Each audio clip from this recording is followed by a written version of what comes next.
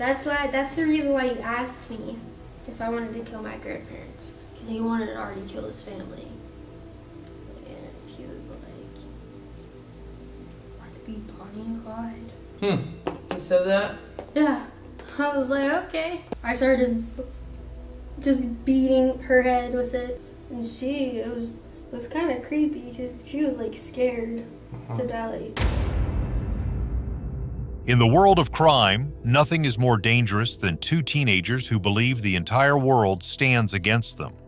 Cassandra Biora, a 17-year-old girl, was searching for a way out of a suffocating life, an unstable home, and an environment ruled by tension and isolation.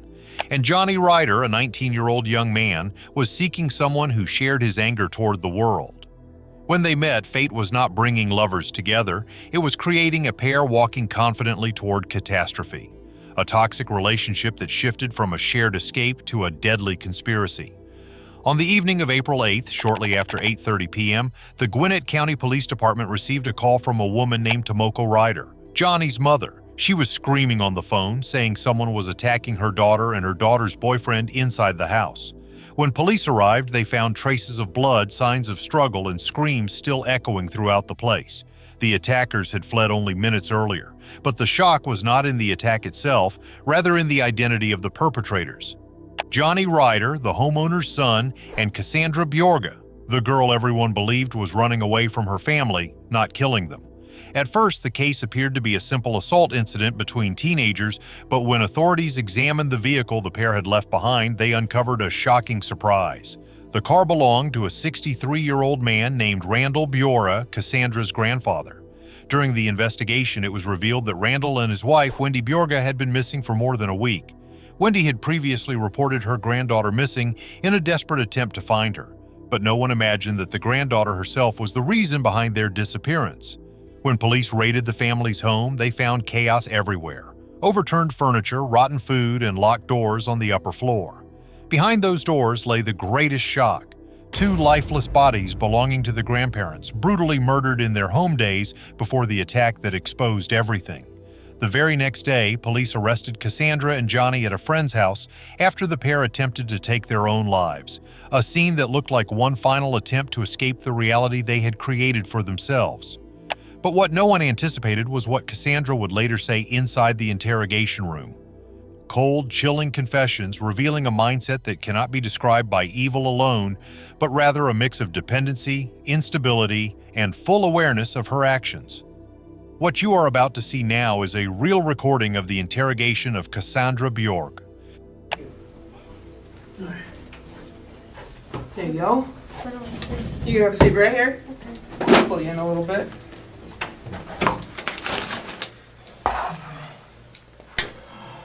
Second. You guys the bathroom?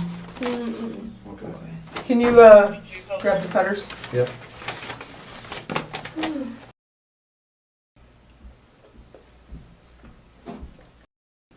You are doing all right eating? I was getting there. Still don't want to freaking get you. You get them? Yeah, I mean, these things are thick. Let me do it away from you Yeah. so I don't, Stab me. yeah. Well, I just did already. There we go. Okay. You feel better? Yes. Thank you. In the opening minutes of the interrogation, Cassandra is not treated like a criminal, but rather like a guest in a small room set aside for those who have committed horrific acts. What is striking is the unnaturally calm atmosphere that pervades the scene.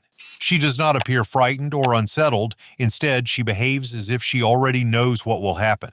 From a psychological standpoint, this pattern is described as reverse emotional adaptation, a condition in which the suspect exhibits a response opposite to what would ordinarily be expected. Rather than confusion or anxiety, we observe a state of quiet indifference, a behavior commonly seen in individuals with weak emotional attachment to the event, whether due to trauma or underlying psychopathic traits. After her rights are read, the investigator begins by asking simple questions about Johnny. You and Johnny pretty tight? Did you have feelings for him, or just kind of a boyfriend type thing, or? I have feelings. Yeah. I still have feelings for him. I gotcha. I care about him. I guess I'm gonna ask a corny question. Is it love or no? Yeah. Yeah.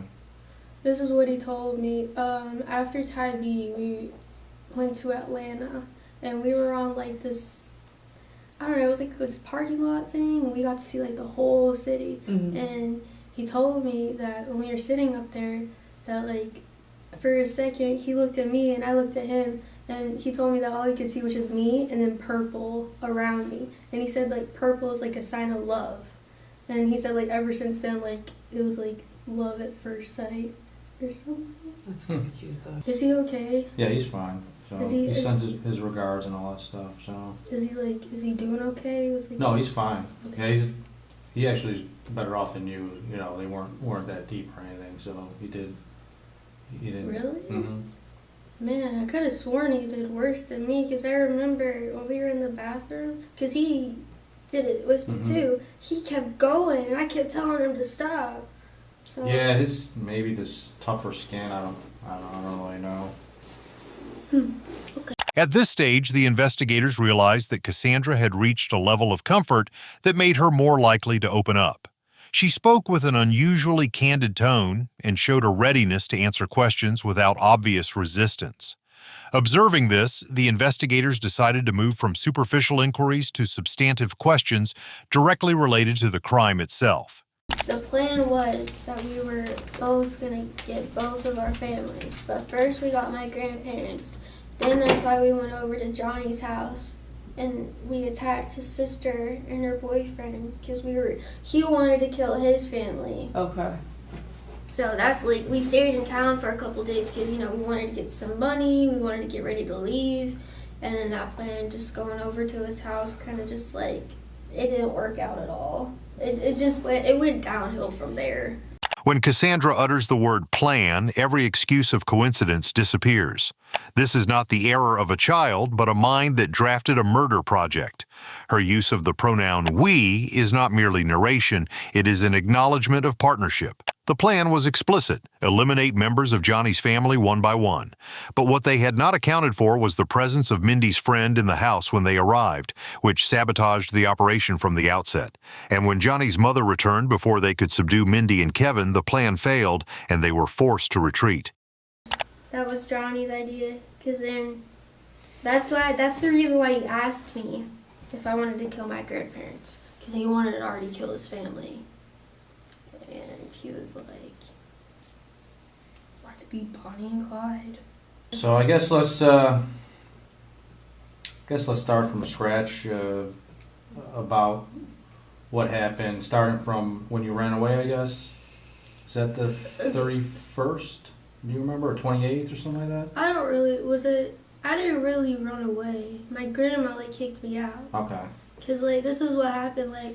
I was chilling with Johnny and my other friend Sabrina, and I came home because it was time for curfew. Because I didn't want to violate my probation, so I came home, and my grandpa was asleep, and my grandma got really mad at me, and she was saying oh, if you don't like it here, we're just going to find somewhere else for you to stay. And she just said that out of the blue. She just got really mad for some reason. And so I was just like, if you're going to find another place for me to stay, I'm just going to leave. I'm just going to find somewhere else to go. So. Although Cassandra claimed that her grandmother had thrown her out of the house, the real context suggests the opposite. What Wendy expressed was closer to a panic episode fueled by fear that Cassandra would continue spiraling deeper into her troubled state. According to family members, a compromise had already been arranged. Cassandra was supposed to move to Florida to live with her uncle. But she never made the trip.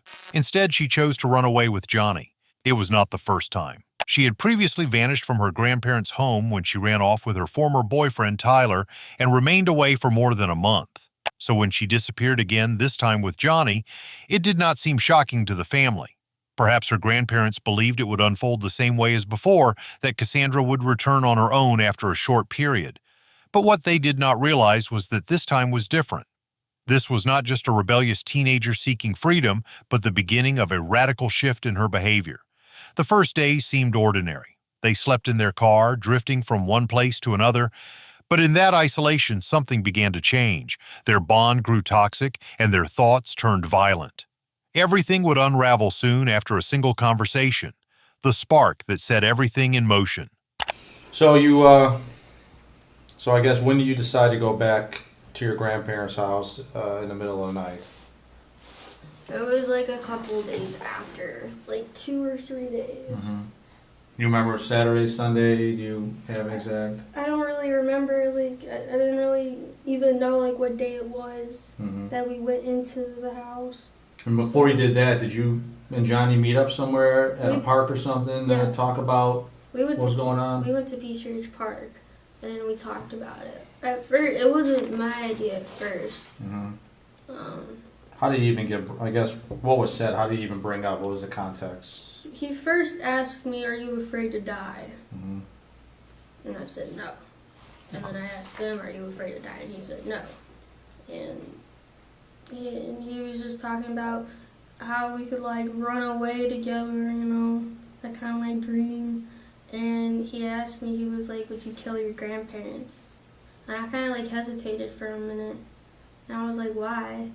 And he was just like, "I don't know. I mean, because he knows probably everything that I've been through with all of my family.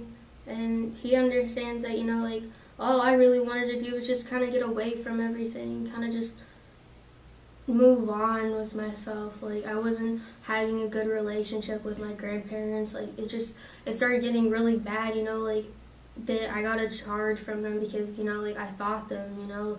I might have broken, like, my grandpa's ribs when, you know, for that charge for simple assault and simple battery, you know. And it just got really worse. Was your mom ever part of the plan? Of killing them? I wanted to. Was it something you and Johnny discussed, or is it something No. you just thought of? Well, I mean, we did discuss it, but then Johnny was like, "No, we can't waste our time on them." And I was like, "Okay." But I wanted to. Johnny kind of told you not to, Yeah. that it wouldn't be beneficial? Yeah, because, you know, I don't know what's really going on with my parents, you know. I mean, we drove over by their house the other day. They have new cars, you know. I don't know what guns they have in their house, you know. I don't really know what's going on inside their house. So, I mean, I don't know. You didn't know what you would be met with. Yeah, I didn't. Whereas your grandparents, you knew it was kind of a safe bet. The investigator then asks her whether the idea had been discussed with Johnny, and she replies, "We did discuss it, but then Johnny was like, 'No, we can't waste our time on them.'" This sentence contains a serious paradox. Cassandra does not say Johnny refused because it was wrong or because he did not want us to hurt them. She says, "Because we don't want to waste our time on them." It's a cold, calculated expression, one that reduces murder to a matter of cost and efficiency, as if killing were simply a question of time management. When someone discusses taking lives in terms of time and utility, it signals a distinctly psychopathic form of reasoning. Instrumental violence. Violence used deliberately as a means to achieve a goal rather than as a spontaneous act of rage. But how we started talking about it was, like, we started out, like, with, you know, what time should we go over to the house? How are we going to do this? You know, like, what, you know, materials do we need to, you know, do this? So, you know, we started talking about that, and then, you know, so we decided to go around, like, midnight or 1:30, because my grandma normally went to sleep around, like, 11:30, 12. So we decided, like, you know, we would park down the road, and then the park was literally, like, right behind my backyard. So I unlocked the back door. I was able to open the back door a little bit and not have the stuff in front of the door fall and, you know, make a noise. So I was able to, like, maneuver in, and then I moved the stuff in front of the door, and then I got Johnny in. And then we closed the door and locked it. And then would you guys kind of just hang out downstairs, or did you start moving upstairs? Or? We went upstairs. We didn't immediately go upstairs. Like, we went to the stairs, and then we were, like, just listening, just hearing what was going on. And we thought everything was good, and then we went upstairs and... Hold on, did you guys have anything in your hands, or you just... Yeah, I had, what's it called? It's one of those car tool things. Is it to do a tire, or is it to tire fix iron. it? It was a Okay. tire iron. So I had one of those. Where'd you get that at? Johnny's car. Because he Okay. had one in his car. His Honda or Mhm. whatever. and Johnny just used his fist, and he brought a black book bag that had duct tape in it, and it had the tire iron in it, and it had gloves in it, because we were also wearing gloves too. Although Cassandra was the one who carried out the first steps, the psychological control was never in her hands. Johnny was the architect, and she the instrument. Cassandra's actions were not driven by hatred, but by dependency. She was searching for someone to give her a sense of belonging, and Johnny recognized that weakness immediately. He weaponized her vulnerability. Exploiting her fragile psychology and the chaos of her family life, he planted a dangerous belief in her mind that crime could somehow be a form of freedom, a way to escape the world that had rejected her. So who's first up the stairs? Is it you and he's kind of following you, or? Yeah. Okay. I go upstairs. He goes into my grandpa's room, and then I go into my grandma's room. And yeah. And then do you hear kind of what's going on over there, and Yeah. does that kind of cue you off to with your grandmother there? Yeah, he started going at it, and then I could hear my grandpa just yelling, them fighting, and then I started getting the rush, and then that's when I started hitting my grandma in the head. So you took the tire iron. Is it just? I started just beating her head with it. Was that the first hit? Yeah. The back of the head? Yeah. That's where I mainly hit her in the head. She bit me. I think I took a picture of that yesterday, right? Yeah, she bit me in my finger too, but I forgot which finger. It was on my right hand. I think it was either like my middle finger or it was that one. And when you and your grandmother used to get into it, that's kind of how did she bite you before to Yeah. kind of get you off her or whatnot? Yeah, she's Okay. bitten me before. When do you meet back up with Johnny? Do you leave your grandmother there, or kind of what happens? So I started hitting my grandma, and I already had duct tape, and then, Johnny's doing his thing, and, I stopped hearing Johnny doing whatever, and so he comes in the room with me and my grandma, and, he helps me, tie up my grandma with the duct tape, and How did you do that? Is it just her hands, or? I got her hands, I got her whole head, and then I got her ankles. Okay, with her hands, I guess. It was behind her back. So it's just like this? Yeah. Okay. And then, what about anything on her head or neck, or did you? Yeah, we kind of wrapped the duct tape around her head-ish. So, and then that was it. What was that for? Just so then she kept it on. Oh, okay. I just cut it. And you said her ankles too? Mm-hmm. Oh, wow. And Johnny helped you tie her up? Yeah, I mean, I mostly did it, but I needed a little bit of help because, she was moving around and stuff, and so he helped me a little bit, and then he went back into my grandpa's room. Although Cassandra displays signs of weakness and submissiveness, what lies beneath is a partial psychopathic pattern, not manifested as deliberate cruelty, but as an absence of moral feeling and an emotional bond to the act. When she speaks of the killing, she does not describe scenes of blood or the victim's screams. She recounts the event as if it were a mechanical exercise, as if she were completing a specified task. This emotional detachment is what enables a psychopathic offender to carry out violence without showing effective disturbance or inner conflict, because their affective apparatus is, in effect, partly disabled, or rather disconnected from moral conscience.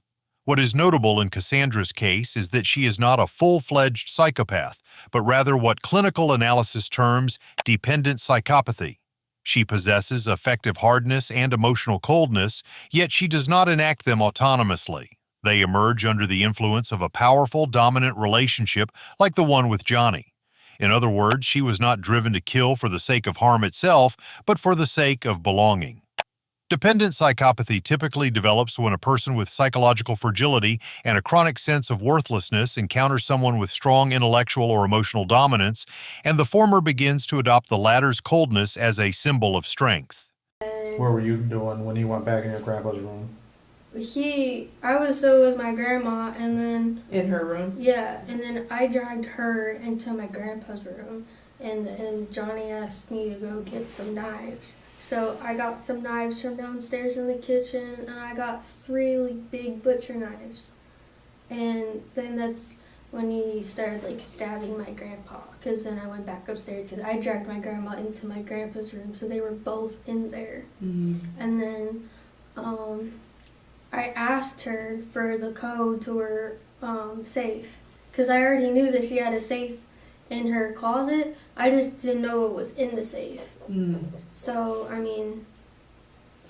Did she tell you? Yeah, I mean, like, she kept saying, like, I'll give you money, I'll give you my keys, you know, I'll give you anything you want.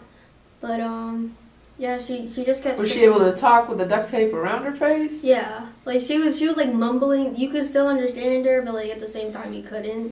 Cassandra described how her grandmother pleaded with her, a moment that would move even the most hardened of criminals, made even more haunting by the fact that the voice begging for mercy was her own grandmother's.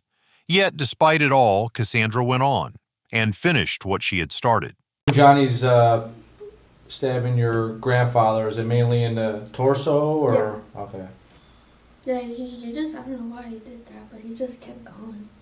How many times? More than two? More yeah, five? More than 5. Okay. It was more than 5. And then what happened when he was done with that? What were you doing? What were you guys doing next? So we left my grandma sitting there on the floor, and then I got the code to the safe.